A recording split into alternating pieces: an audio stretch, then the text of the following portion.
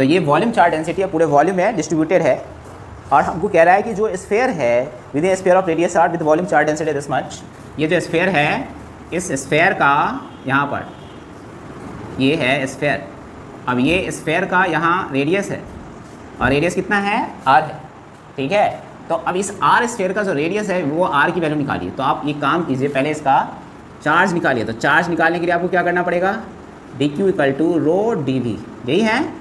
अब देखिए dq की जो वैल्यू है वो निकालनी है, तो आपको क्या करना पड़ेगा, इंटीग्रेशन, पूरा वैल्यू निकालना है ना, तो इंटीग्रेशन करना पड़ेगा 0 से r तक e⁻²r अपॉन a dr। अब ये सॉरी dv, अभी तो रो ही है ना dv, अब ये जो dv है ना उसकी वैल्यू कितनी होगी, ये तो ठीक है इसका वैल्यू दे रखा है कि q हो जाएगा इंटीग्रेशन के बाद। अब ये जो dv है उसकी वैल्यू कितनी होगी, dv इक्वल टू ये पूरा जो सरफेस है ना इसमें है चार्ज, ठीक है। तो dv जो है यहाँ से ये चीज़, अब ये यही चीज़ लेना हमको, तो यहाँ से यहाँ का डिस्टेंस कितना r, स्मॉल r है ना, बीच वाले डिस्टेंस ले ली, क्या हुआ कोई दिक्कत। अब ये जो बीच वाला डिस्टेंस है इस डिस्टेंस में वॉल्यूम देखना है, तो ये क्या है, ये सॉलिड स्फीयर है, तो सॉलिड स्फीयर में क्या होगा 4πr² dr दिस मच, ठीक है। अब ये जो है ना इसी चीज़ को यहाँ पर वॉल्यूम की तरफ लिखना है, तो a/r² e/2r अपॉन a, और dv इक्वल टू कितना हो जाएगा 4πr² dr। अब देख ये r² और ये r² कट जाएगा, तो q इक्वल टू a 4π और e⁻²r upon a into dr, है ना।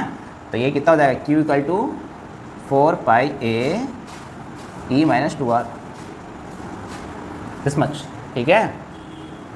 ये इस तरह से, तो q जो चार्ज है ना वो कितना हो जाएगा 4πa, और ये इस तरह से 0 से कहाँ तक, कैपिटल R तक e⁻²r अपॉन a dr, है ना। अब इसका इंटीग्रेशन कर दीजिए, तो q इक्वल टू कितना हो जाएगा 4πa, और ये e, जैसे e का इंटीग्रेशन -2r अपॉन a, तो बस यही चीज़ यहाँ लगा देंगे -2 अपॉन a, और ये कहाँ से कहाँ तक जाना है, 0 से r तक जाना है। तो q इक्वल टू कितना करेंगे, ये चला जाएगा इधर माइनस, देखिए यहाँ से इसको डिवाइड कीजिएगा तो 2 बन जाएगा, और a चला जाएगा इधर, तो 2πa, और e का पावर कितना हो जाएगा -2r अपॉन a, और ये 0 कर देंगे तो कितना हो जाएगा, e के पावर कोई चीज़ डालेंगे तो कितना हो जाएगा 0, तो 1 है ना, r की वैल्यू जैसे ही डालेंगे तो ये यहाँ क्या हो जाएगा 1। कोई दिक्कत है यहाँ तक में। अच्छा, अब तुमको निकालना क्या है, मेन मकसद क्या है तुम्हारा, r निकालना। तो हमेशा ध्यान रखो e से r निकालने का जो तरीका होता है ना वो हमेशा ऐसा होता है कि लॉग तो तुमको लेना ही पड़ेगा। क्या लेना पड़ेगा, लॉग। तो लॉग q जो है वो कितना है, ये माइनस साइन उधर अंदर घुसा दीजिए, तो 1 हो जाएगा, तो 2πa into 1 e⁻²r upon a, है ना, ये इस तरह से। तो q upon 2πa 1 e⁻² upon.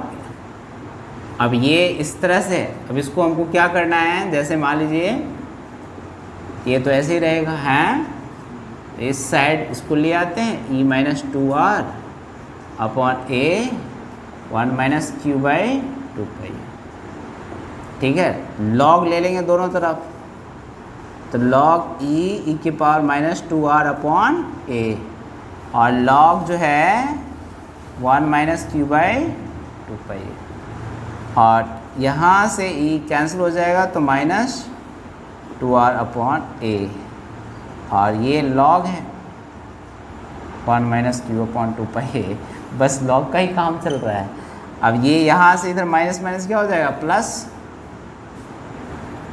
ये माइनस तो अपन इधर वाला ही डाले हैं, तो ये, तो r की वैल्यू कितनी हो जाएगी, यहाँ से -a/2 लॉग कितना हो जाएगा 1 - q/2πa। क्या बात है, समझ में आ रही है। अब ये देख लो कि इसका आंसर कौन सा है ना। ये इतना जो हम लोग किया है, देखो माइनस साइन आप रेसिप्रोकल ले सकते हैं इसके लिए, तो 1 अपॉन में लिख सकते हैं 1 upon q/2πa into a, pi a into a। एक ना अपन ने एक मिस्टेक किया है, ये a वाला जो चीज़ है ना यहाँ से हटा दी है a, है ना, तो 2 पाई ए इंटू ए, तो ये ए हो जाएगा कि नहीं हो जाएगा 2 पाई ए, और ये माइनस साइन है तो ये r इक्वल टू आप लिख सकते हैं a/2 तो रहेगा ही, और ये हाँ a/2 log अब 1/2 पाई a इंटू ए, समझे बात को। तो ये हो गया आपका जो आंसर हुआ वो मैच कराइए, कौन सा आंसर हो गया, बी। B is